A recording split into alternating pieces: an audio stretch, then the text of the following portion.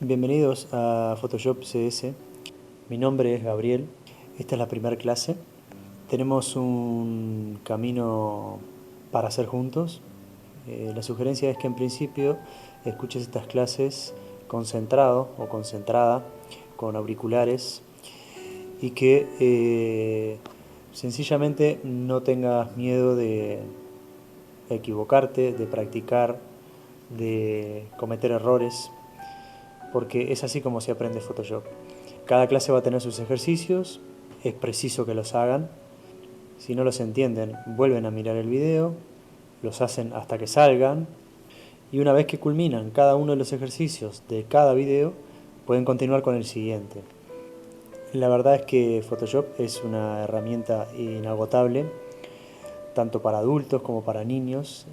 Permite muchísima expresividad, permite fotomontajes, permite trabajo con tipografía, permite variaciones infinitas del color, y cuando hayan terminado el curso se van a dar cuenta que tienen una herramienta personal de expresión muy potente.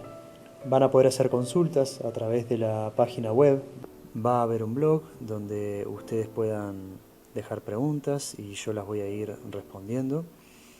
Así que bueno, vamos a empezar por aquí y vamos a empezar con esta imagen. La seleccioné un poco por la gama de colores que tiene y para explicar algunas cosas básicas del Photoshop del principio. Aquí tenemos la barra de herramientas. Son varias, cada herramienta tiene una función diferente. Es fundamental tener las herramientas a la vista.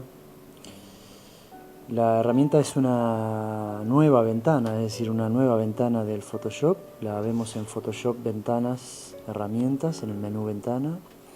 Puedo sacarla, o sea, quitar la herramienta o volverla a poner. Otra de las cosas es que todo lo que se hace con Photoshop es reversible, y más hoy en día que el Photoshop trae un historial, trae formas de volver hacia atrás. O sea que en principio hay que pararse frente al Photoshop sin ningún tipo de miedo, porque todo se puede hacer y deshacer y es para todos, y nadie lo hace mejor que otro, sino que cada uno lo hace en la medida de sus posibilidades.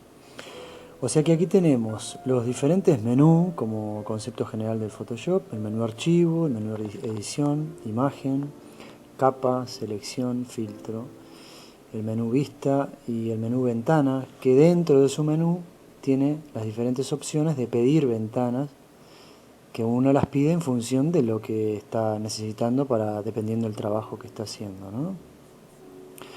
También cada herramienta tiene opciones, es decir, a medida que vamos cambiando de herramienta, las opciones varían.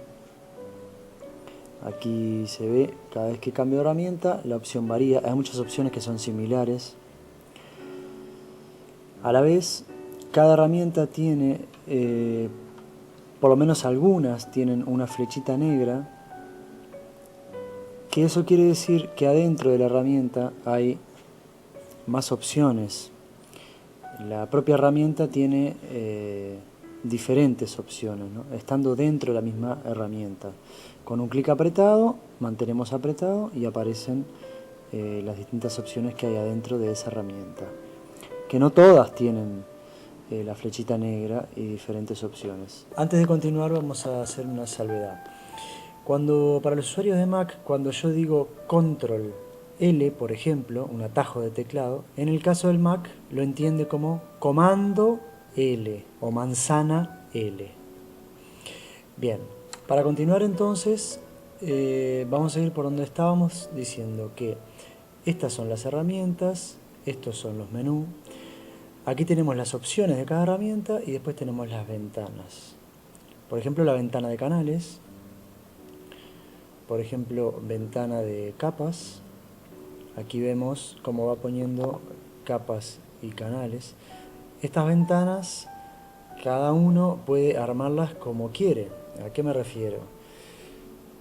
Podemos agarrar la ventana de canales y separarla, por ejemplo, y armar distintos paquetes de ventanitas, dependiendo cómo cada uno necesite o le guste utilizarlas. Por ejemplo, si yo quiero que los canales estén juntos en un paquete con los trazados, formo canales y trazados en una misma ventana.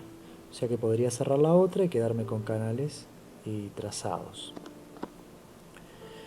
Si quiero puedo ir a pedir la de capas. Una vez que la cerré, la voy a buscar de nuevo. Esto lo voy armando como yo quiero. Pongo la de capas dentro de canales trazados y capas, que en general funcionan o las necesitamos las tres juntas. Vamos a acomodar aquí. Vamos a dejar las tres juntas. Bien. Otro de los conceptos básicos del Photoshop son los diferentes modos de las imágenes, modos de trabajar de las imágenes. Entonces tenemos el modo de RGB, son expresiones del color del Photoshop. Tenemos el modo RGB, un modo de cian, magenta, amarillo y negro, y el tercer modo, que es el de escala de grises. O sea que aquí vemos en la barra superior de la imagen, en esta imagen, el modo RGB 8 bits por canal.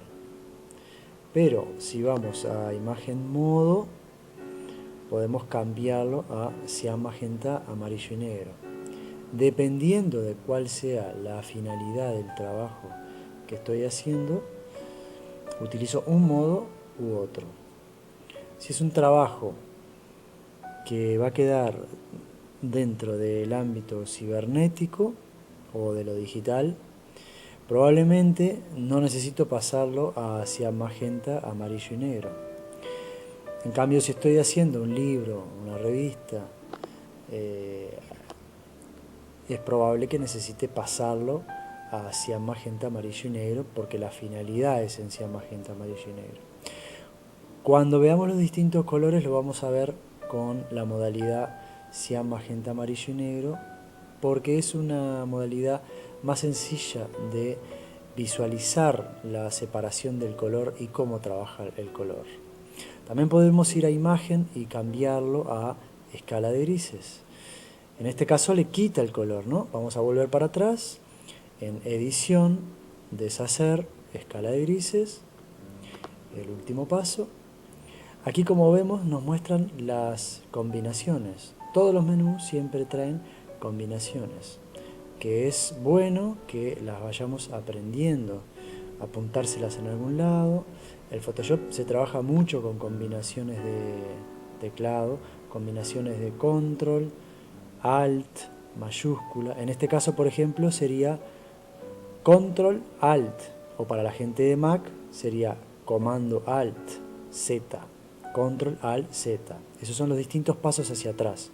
Control Alt Z. Si sigo dando hacia atrás, la imagen sigue yendo hacia atrás, va al paso anterior y va a llegar hasta mi RGB. O sea, le sigo dando hacia atrás, hasta llegar a la opción de RGB.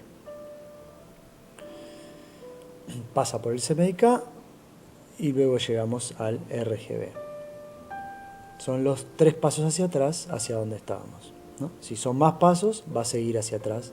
Control, Alt, Z, Z, Z. Eso en cuanto a los diferentes modos, ¿no? Modos, imagen, modo, RGB, CMYK.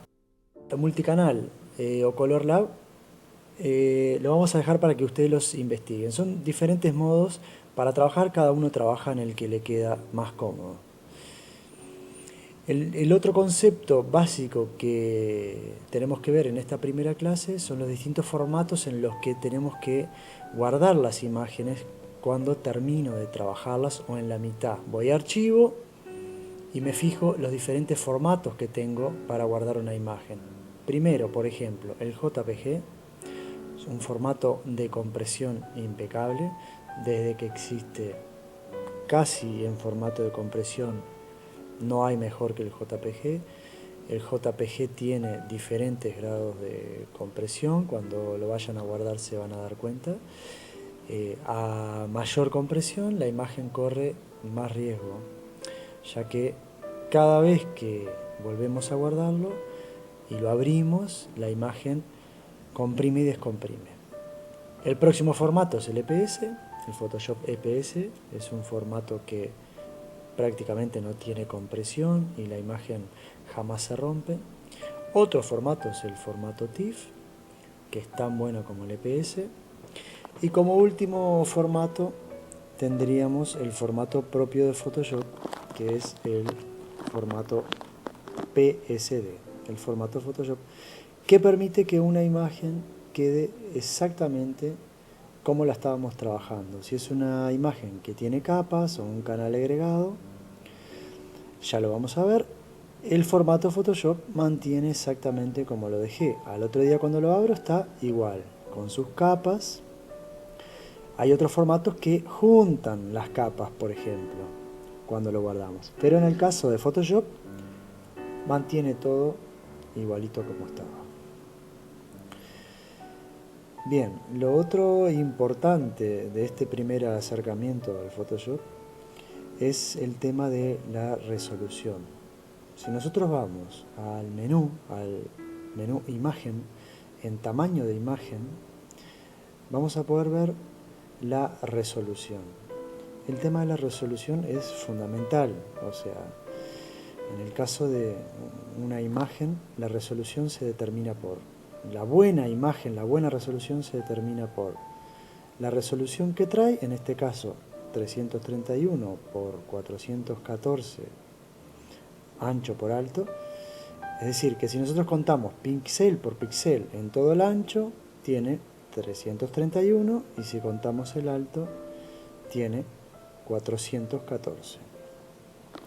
Igualmente que pasado a centímetros, tiene 1168 por 1461. La expresión de medida en materia gráfica siempre es base por altura, ¿no? Y la resolución que trae es 72 píxeles por pulgada. ¿Qué quiere decir? Que si yo tomo un cuadradito de 1 pulgada, 2,54 centímetros, y lo agrando, comienzo a agrandarlo hasta que yo vea los píxeles, y me fijo y tomo un solo píxel en esta imagen, tomo un píxel solo, pongo una guía, primero pongo una guía para ver a partir de dónde voy a estar contando, y tomo un pixelito, solo un píxel, y empiezo a contar de derecha a izquierda en este caso. 1, 2, 3, 4, 5, 6. Y continúo, llego a 72 píxeles de base en 1 pulgada. Si lo hago hacia arriba, es exactamente igual. Llego al final de mi recuadro y voy a haber contado 72 píxeles. O sea, 72 por 72 en 1 pulgada. Mi recuadro tiene que tener 1 pulgada. Lo pueden hacer. Vamos a achicar un poco. Vamos a vista. Vamos a sacar las reglas. El control R elimina las reglas. Vamos acá a vista y vamos a quitar las guías. Ahí tenemos la imagen pura, sin ninguna intervención. Ahora bien, si seguimos con la resolución, vamos a imagen, tamaño de imagen, y la resolución es óptima en una imagen cuando está a 300 píxeles por pulgada. ¿Qué no quiere decir que a 200 o 250 también la imagen sirva? 300 es la resolución óptima para imprimir una imagen. Si es una imagen para internet, por ejemplo, para visualización solamente, puede estar a 72, como en este caso. Ya que 72 es una resolución óptima para internet porque es livianita, visualiza bien. En este cuadro de tamaño de imagen, nosotros podríamos decir, por ejemplo, yo tengo esta imagen a 72, pero yo quiero llegar a 300, ¿no? aquí tenemos un símbolo que relaciona la base y la altura, ¿no? O sea que si yo pongo la base, el ancho, me modifica el alto.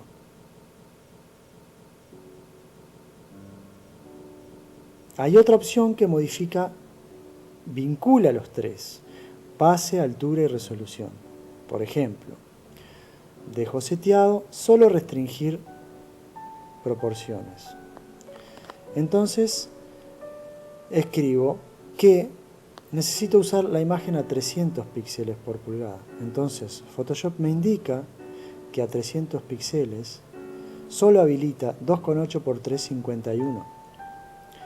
Quiere decir que si yo fuerzo la imagen a más tamaño, a más ancho y a más altura, esta imagen va a empezar a pixelarse.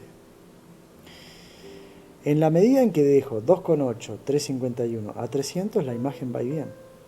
Pero si yo seteo de manera que solo vincule la base y la altura y no relacione la resolución, y le pongo 300 en resolución, 10 de alto, me da una altura de 12. Acá tenemos una imagen más grande, pero no con más definición, porque acá entra lo que se llama interpolación. Aquí el Photoshop coloca píxeles de forma ficticia, analizando la gama de colores de la imagen, integra píxeles en cada zona inventados a partir del píxel que tiene contiguo. O sea que genera una imagen en realidad más grande, pero con menos resolución. Hay que tener cuidado con esto. Si yo quisiera volver todo para atrás en esta opción, el Alt nos da aquí el restaurar. O sea que mantengo apretado el Alt y le hago clic en restaurar y vuelvo a la imagen. O si no, cancelo y todo queda igual que como estaba, sin ningún cambio. Ahora bien, vamos a quedarnos con esta clase por aquí. En una siguiente clase, en la próxima clase, vamos a empezar con algún otro tipo de conceptos un poco más avanzados y más complejos de Photoshop. Bien, nos vemos en la clase 2 entonces. Hasta pronto.